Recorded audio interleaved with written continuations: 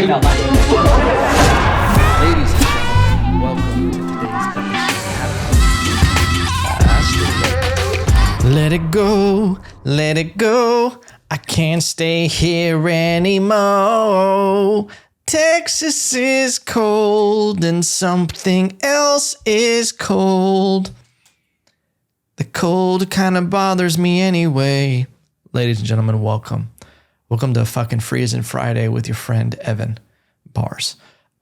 It's cold, ladies and gentlemen. It is what it is right now in Texas.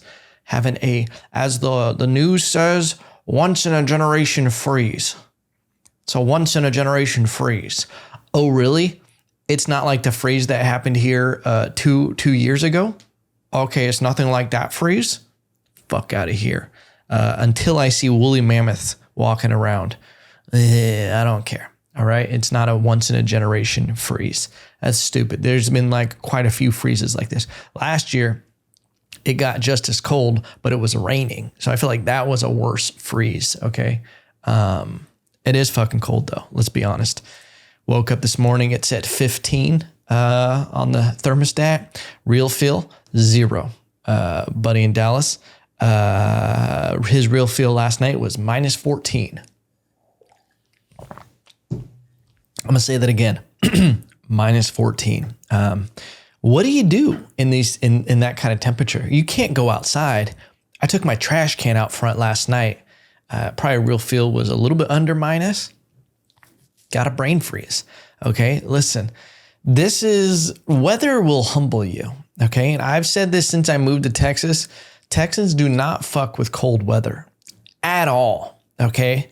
They don't do with it. I don't know what it is, but they're not built for it. And that's the thing is you just got to get in where you fit in. You got to know what your strengths are and what your weaknesses are. Okay. Cause, for all the barbecue and everything out here, when there was that first freeze, Texas had no salt for the grounds. Okay. They should be getting out there with table salt or something. I talked to someone who's involved in the Austin city. And I know that since the Texas freeze, like what happens is some of these places like Wisconsin, they, in cold areas that deal with cold weather all the time, they have salt trucks. They literally have snow trucks that go out and they spread salt. And that's what stops people from sliding around everywhere. Texas had none of that when that freeze happened, when the grid almost failed. And people always think it almost failed because it was so cold. It was some shit that like, I'm an idiot, but the way Texas does their heat or electricity is companies bid on the heat usage. It's like almost like an open source electricity thing where companies bid on it. And apparently at that time, the pricing was so high that they weren't bidding on it. But it was like, and so people lost power because they're running out of resources or some shit. Anyway, don't do your own Google, okay? But apparently after that, Texas invested in one snow truck in Austin. Cool. That's going to be enough. But all that being said, it doesn't matter because there's no snow, there's no rain. So we're good. It's just really cold. Okay. I got a little bird on my patio. I have these, string lights on my patio. I got one little sparrow. It seeks refuge. Okay. It's been shitting on my patio, but I say, hey, little friend, you're welcome to stay here. Okay. I put the patio, the little swing lights. It sits right above one of them. So I put that on to try to give it a little heat lamp. I don't know if it's doing anything, but this little fella, he comes in every night for like the past week. It's been chilly. He sits there, he sleeps there, he shits on my patio. I just let it right now. And then he leaves first thing in the morning. I don't know if he goes to his job, what he's doing, he commutes, but he comes back and it's the same bird every single day. All right. I love it. If I could, I would have him come into my home. Okay. I wish he could understand that I'm a friend in this. All right. I would give him a little box, a little hotel, put on some music for him, maybe some entertainment. I can have a magazine out for him. U.S. Beakley. Anybody? U.S. Beakley? Social media for him, a little Twitter. Stupid. But yeah, going out in this weather makes you realize how soft modern man is. And keep in mind, I know there's some rough and tough people who are out there that they were born in the darkness, so to speak. Okay, they're used to this. But I'm talking about a generation, and also the overcompensation of people who claim they are beasts and just built different. I'm not one of those people who is blind to the fact that I'm not a beast. Okay. Do I try to be tough? I try to challenge myself. I try to be disciplined. Okay. But I also grew up boxing and training martial arts, and I've never liked to say I was tough or that I could fight, because I've trained with the real people, the real top level people. And I realized, oh, I'm a baby. Okay, this person could come into my home, do whatever he wanted, and put me in a pretzel. Okay, and once you know that's reality, you're like, yeah, I can't claim. You feel like a fraud if you try to act tough or say anything, because you're like, no, there's much tougher out there. Same thing with weather. All right, same thing with people out there in the backwoods who just like are just built different. You know, the people that Ford commercials try to emulate, like when there's someone rugged, American built. You know, built tough, built to last. And it's like a truck going through the snow, like carrying wood and tobacco leaves, just something real American. There's just Budweiser. The dude's just drunk driving with a Budweiser, but it's so fucking American. Just like Coors Light. And then you realize the Coors Light isn't for him, it's for his dog. Because he's like, I don't drink light beer. You know, that kind of person. The commercials that those people, they want it to be like, they're real. They're out there. Like all these survival people who are out there, they're really doing it. They're in a log cabin. They're built different. Okay, that's not me. That's not 95% of people in America. Probably 99%. Okay, because I go out to take my trash out, I get a brain freeze. Okay, and I think about that. I'm like, we are so soft. All right, we're so soft. I do remember watching Life Below Zero. One of my favorite shows of all time, okay? And I remember them saying that there's this crazy fact that if you live in like a snow, like the Arctic for, I think it was like 30 days, your blood actually changes. Like the human body is fascinating with like what it can do and what it can, you know, adapt to. Like that cold of weather, just being out in the snow. So I know you adapt. Which is probably what makes it harder when it is just this crazy swing. You go from being indoors and all of a sudden a blizzard rolls through and you're like, Jesus Christ. But then you realize how soft you are. That's why I think it's so important to like put yourself in uncomfortable situations just to appreciate the comfort of you know, regular situations. It's like when you're camping or you're on a hunting trip or something and you're cold, you're hungry, you're tired, and then you finally come back to civilization and you get back in your own bed. And it's a beautiful thing. I went out to the deer lease this weekend. Bam, your boy got a big old buck. Okay, listen, I think I used the secret, wish it, want it, believe it, achieve it, succeed it. And I attracted from the universe a big old buck, because I kept saying before when I was going to go out, I said, I'm going to get a big old buck this time. I just can feel it. Headed out to Bracketville with my old buddy Sam, very distinguished gentleman, getting close to his 80s. Listen, I'll make friends out of anybody. Okay, I think it's important to bridge the gap of generations and learn wisdom and share stories and try to bridge the gap, okay? Because I think there's a disconnect at some point between generations. But we went out to the deer lease outside San Antonio near Bracketville. I don't know why I'm giving you the coordinates. But the deer lease is different, okay? I hope one day to have a deer lease or some kind of land where I can go deer hunting, hog hunting, fishing. I was actually looking earlier. Can't afford it, okay? Deer leases in Texas, it's expensive. All right, you got to know people. You got to get in where you can fit in. But it blows my mind because me at this point in my life, I love hunting. Like I love it. I've been fishing my entire life. I've always loved it. That thrill, you know, and I'm a basic bitch. The people ask me, what's my favorite fish? Trout. some good old fashioned stocked trout. Okay. Something that'll chase some power bait around. All right. That's all I need, friend. All right. Because you know what? I love eating it. I'll eat the shit out of some trout. All right. The more chemicals that thing was raised on, the better. Truthfully, I would probably really enjoy some like river trout fishing or like lake trout fishing, like in a natural, lake where it's not stocked. Somewhere up in the mountain, I would love it, but I've just never been around that kind of thing. People ask if I'm going to stay in Texas forever. Yeah, I mean, I don't know. It depends like how life progresses. If my career leads me to a point where I can move around and just be where I want to be and have a completely fulfilling career, I might move. I would love, Montana, Wyoming.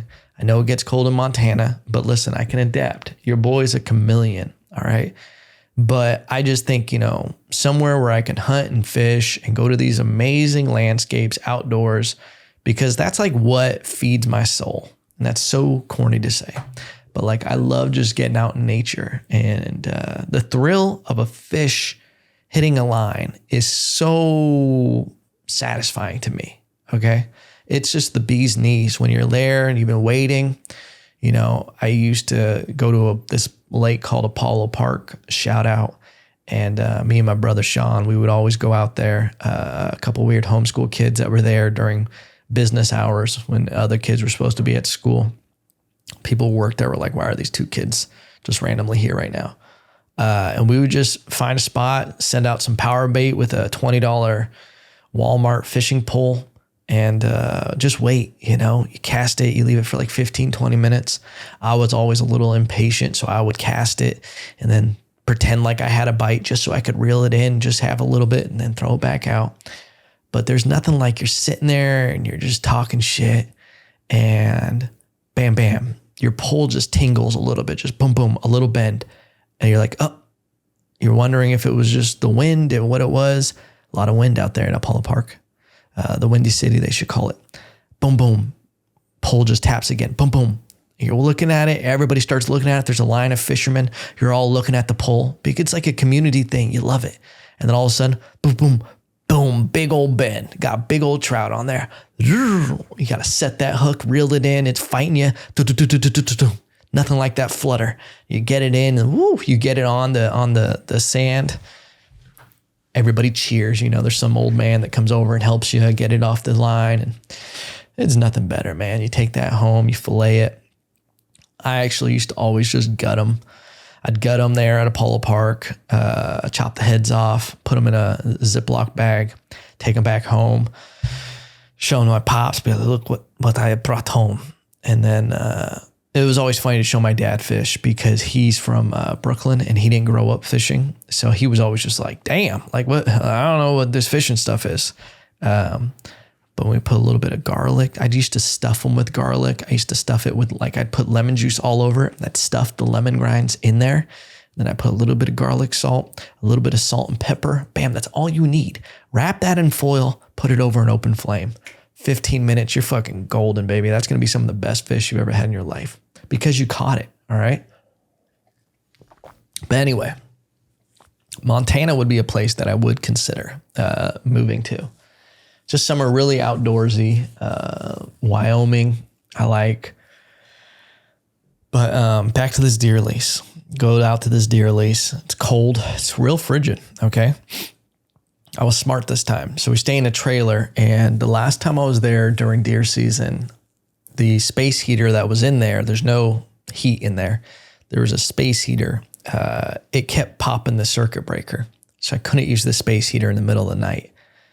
Your boy got real cold with just a sleeping bag. Wasn't like a minus something degree sleeping bag. So I was getting cold. I don't have all the fancy shit. I don't have expensive thermals and underlayers, base layers. I got the shit from Target. All right. So I was a little chilly, but this time your boy I bought on Amazon a energy efficient heating blanket. Your boy was toasty in the middle of the night. All right. Toasty. But here's the other thing. The last time, I don't know if I said this, the last time I went there during summer was just to help restock the feeders and do a little maintenance, cut back some shrubbery on the lease. It was so hot. Your boy sweating all night, didn't sleep a wink. All not just because of the heat, but because mice were crawling around me. Okay. In the middle of the night, these mice come out and they basically put on the Nutcracker performance for me, where they're running around the bed frame. I'm on like a single cot, and they're just running all over me. Like it's wild. Like they're almost, I'm in a we're going to try this one more time. Hallucinatory. Don't even know if that's a word. State. Okay. I'm hallucinating. That's a point. You know, when you hit the middle of the night where it's like 3 a.m. and you're so tired, it's like the second night of no sleep and you don't really know what's happening. That's me. And I'm like, these fucking mice are dancing all over me right now. Like, dun, dun, dun, dun, dun, dun, dun, dun, dun, dun. And then, this time they were back again, but I was like, I knew they were there. So it was much less alarming that there was, mice crawling around during the night. But it was great. Went out that first day at the lease, at the end of the night, getting near dusk, big old buck comes out. We're just seeing some does and some spiked bucks, meaning they're young bucks with only like one spike coming out. Just seeing them. And then, right at dusk when it's getting, the sun is basically setting, you're only allowed to hunt. I think it's in a half hour before and after sunrise and sunset. So it's getting close to closing time, and out of nowhere, this big old buck comes out and I'm like, oh shit, look at the spread on that baby. Big old antlers. Last season, I got kind of a young buck, a little 8 pointer. But he was a young one. Still decent to shoot, but, just nothing that you want to brag about this big old buck that you got. But I see this one and it is beefy. It is a beefy buck. So I use the antlers to try to call it in. It's interesting because like learning about buck behavior and like, just from the few articles I read is like the big bucks, you can call them in with the antlers. They think some fight's happening. There must be chicks during the rut, which is when the bucks get all horned up and they're trying to fuck. It's like a nightclub out there. And when they hear the antlers fighting, it means, oh, there's some hot bitches and dudes in the club are trying to fight. So, you use that to attract them. It can scare off younger bucks that are timid, that, aren't, looking to fight. I was reading this article about some bucks. They end up becoming so seclusive and they never mate their entire life because maybe on their first season of being, a buck ready to fuck, they got beat up by another buck and it kind of scarred them. So they're like, they just kind of get seclusive. They never really try to stand up again. Sometimes they wait. If that happens on their first year, they'll wait for like their third or fourth year. So then you won't see these bucks. If they hear something, they're real spookish and you just won't, get a chance at them. And they won't come if you try to call them with the antlers. But big bucks that are kind of running an area, they're like, who the fuck is fighting in my area and trying to get my bitches? Like I kind of run this shit. So I use it to call it because it's going back into the brush and I get it to turn around and it's starting to come a little bit closer and I'm trying to catch it, get them to come in. And then it kind of lost interest. I'm new to doing antlers. So maybe I did it wrong. Maybe, I was saying the wrong things. And this buck went away, went back to the brush disappeared, waited about probably another 15 minutes. And then, the sun set. And we ended up going back to the camp. Drank way too much wine, that first night. There was one point trying to have a conversation with this older gentleman. He was asking me about the hardest topics. Listen, that's the other thing. You get out there with some Texas Republicans late night, they start asking you some crazy questions. They want to talk about abortions. They want to talk about what your political opinions are and everything. And had so much wine where I'm like, oh, I don't think I can even stand up right now. But here I have to give my opinion on the craziest political laws and what I think about student loan forgiveness and all this stuff. And I'm like trying to have a real conversation Meanwhile, my mind is like a fucking snow globe that's been shaken up, you know? You just start speaking in phrases that don't really mean anything when you're like, shoot, I can't call it, you know? It is this or it is that. And that's at the end of the day, it's either this or that. You know what I'm saying? You're just not making sense. But I get out to that next morning. Here's the other thing about older people, okay? This is the last thing. They're very punctual, all right? To a point where it's like crazy. Like old people have this idea of like, when they say they're going to arrive at 9:30 in the morning to pick you up, they get there sometimes at 8:50, okay? And for me, who's like, I like sticking to a schedule, I'm like, hey, I'll appreciate if you're 15 minutes late. But if you're 40 minutes early, come on. Same thing that next morning. We're going to wake up, because here's a few things about me. This is the only thing that I need. I need to wake up in the morning. I need to have coffee. If I'm not working out, I need to have coffee. I need to go to the bathroom. I gotta like wake up over like a 15, 20 minute period. I need that 15, 20 minutes. If I get that in the morning, I can do anything. So says we're gonna head out at 6:00. Perfect. I set my alarm for 5:30 a.m. It gives me a half hour to bullshit and get dressed, have coffee, be ready to go. I set my alarm for 5:30. This dude is already up. I'm putting on my gear. Listen, I slept in my thermals and everything, so I'm just pulling clothes over. And at 5:35, he goes, "You ready to head out?" Huh? We were out the door by 5:37. Okay. Just completely on tilt, but you know, no complaints. You got to do what you got to do in those moments.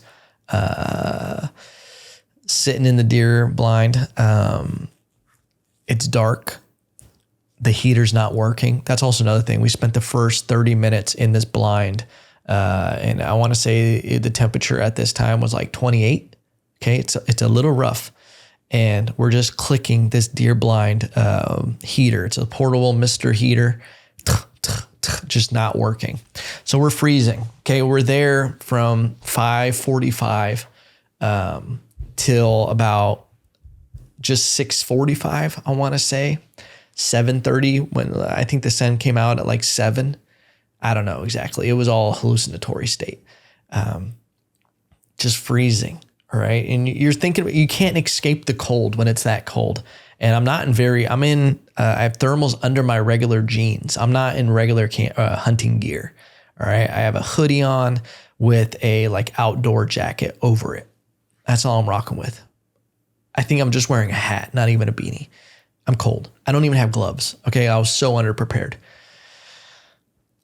Sun starts coming up a little bit and you could start looking out into the field, you know, where this blind is overlooking. And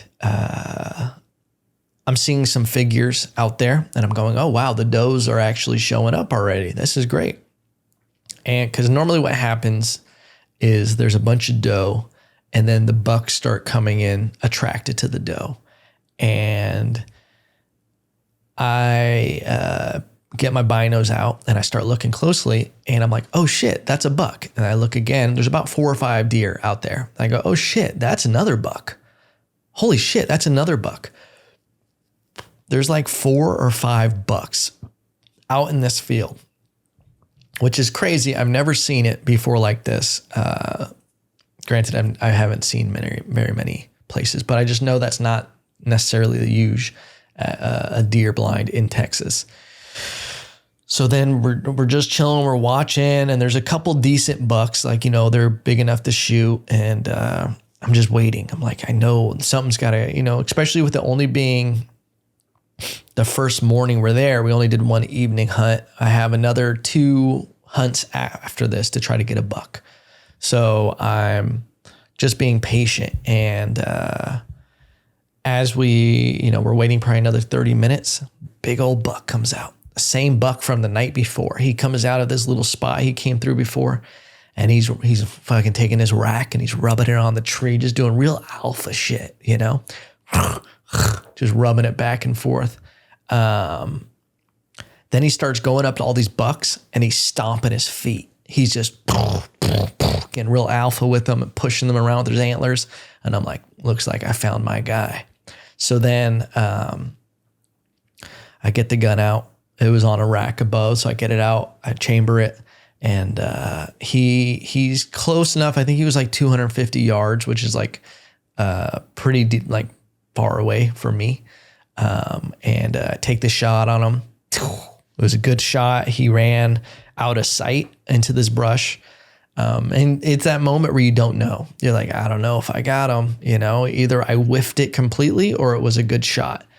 And we get down probably like 15 minutes and go look, and he was down. He barely got into the brush, which is great, meaning that I don't have to drag him through brush. But this dude was big. He was I think they call him like an unusual 9-point buck. It was almost a 10-point.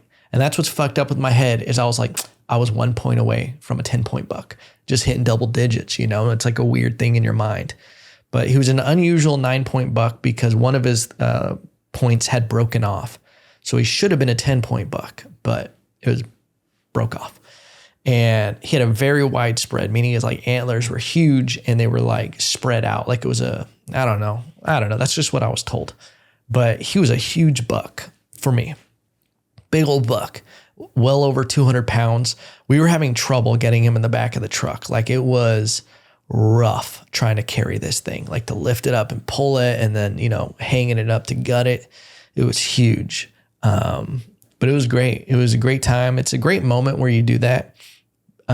Because now I'm going to have a ton of meat for the whole year. Like that should last me a lot. I took it to the butcher, I skin it and I gut it and, I get all the good meat out of it, and then you do it's quartering it where you cut off its leggies and its armies and you get out the back straps and the tenderloin. Got a bunch of the neck meat also, cause it was just a beefy buck, but I filled up a Yeti ice chest and took it to the butcher. It was great. Took the head over to archery country in Austin. Get a little Euro mount for my wall. It's gonna be great, great time. And it's just nice because I know where that food came from. I know where it's sourced from, and it feels good. Like that's what I would love to eventually is to get enough game to sustain my life, to not be factory farming and everything. Because you think about like hunting as being kind of brutal, at least, like the general public is like, oh, you hunt and you kill animals. I'm like, that animal had a great life. It was a big buck. It's the circle of life. It was like a 5 or 6 year old buck, which is like pretty rare to like see out there for people to get. It had a great life and it had one moment where it was, tough. But some factory animals, I would say most factory animals don't have a good life. And it's like, just not good. Anyway, I did learn a crazy thing about bucks though. I was reading this article about how they studied this herd of animals in captivity. Like it was in like a fenced in area. It was like they were free range, but it was like a fenced in ranch and they could study them, and they studied them for like 7 or 8 years. And there was an alpha of this herd of, I think it was whitetail. And they noticed that the big buck that kind of ran everything, it would run an entire zone. Like this was its entire area. And it would bully all the other bucks in this area. And it would bully one of them the most. And they were studying these animals and like taking blood samples and everything. And they noticed that the bucks that got bullied produced more progesterone, basically anti-testosterone. And what they realized, and this buck would produce the most testosterone, that when it was in an alpha state of running the herd, it produced more testosterone. The other bucks were subservient, they would produce less. And the one that got bullied the most produced the least amount of testosterone, which is like fascinating. And then what happened was somebody broke into this ranch and they poached this giant buck, the alpha.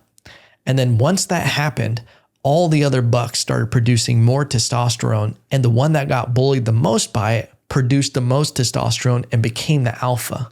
So it's like this crazy, literally pecking order of the way they lived their life and like, how it was. So it's like, if you take out a huge buck that's kind of ruling everything, all the other bucks will, grow stronger and grow bigger and kind of like step into a new role. And the one it bullied, it was like, he must have saw it as the biggest threat. It was like, I got to really make sure you ain't producing any of that tea. You know what I'm saying?